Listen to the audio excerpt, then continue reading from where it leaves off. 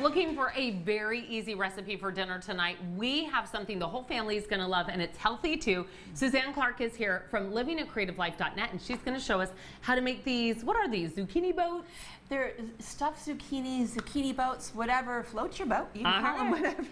They're so good though. Love this recipe because it is super healthy and really easy to make. It's good for dinner or lunch, whatever you want to do. Okay, so we're starting with the zucchini and making the zucchini boat. I'm just going to use, like about a small to medium sized zucchini for this. Okay. And then I'm just going to cut it in half like this.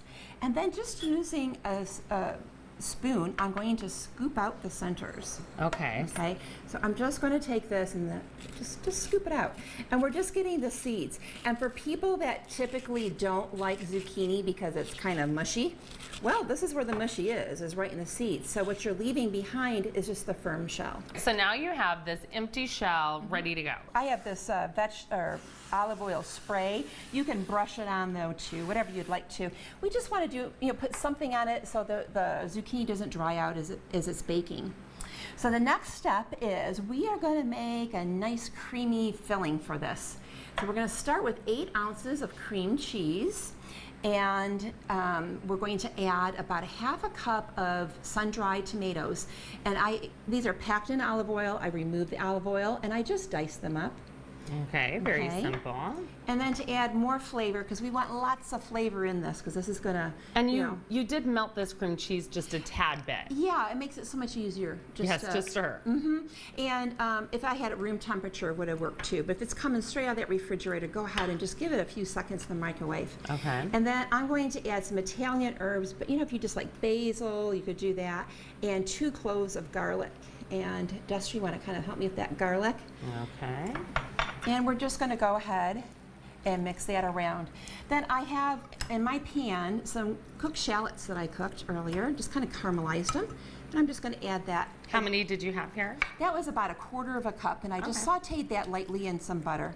But again, it's just about the flavor. We want to add lots of flavor to this, so everybody's going to like it. And we're just going to take a teaspoon, and we are going to just spread it around the bottom. We don't want to put too much, but this is going to, give the zucchini shells a lot of flavor. Oh yeah, so nice bottom layer there. Yeah, so I'm just going to do just these 3, but I think you get the idea of it. Then I took some turkey sausage and I just, removed the casings and cooked it in a skillet along with some mushrooms. And we're just going to go ahead and put that on top of the cream cheese filling.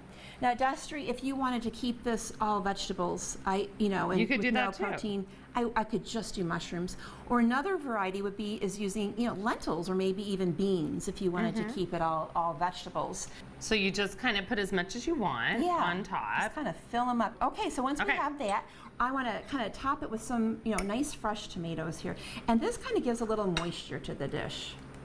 So we're just going to add these on top. Just sprinkle them on a little bit here. Okay. And then now I have some melted butter here, some challenge butter that I melted. This is about 6 tablespoons. And I'm going to add to that some panko breadcrumbs. And we use these a lot. And those are unseasoned? These are unseasoned breadcrumbs. And then I have some grated Parmesan cheese. I could also use manchego or whatever you like. But this topping is just incredible. I put this on top of macaroni and cheese. I do. Everything has this topping. I love it. It's so easy. It's easy and it adds a little texture and and lots of flavor too. Lots of good cheesy flavor. So once I have that mixed up, I'm just going to sprinkle it on top. Now, with these little boats, I find it's good just to give them a little press down with your hands. Otherwise, as they cook, they kind of start falling apart a little bit. So that's kind of a good tip, is just to go ahead and push them down.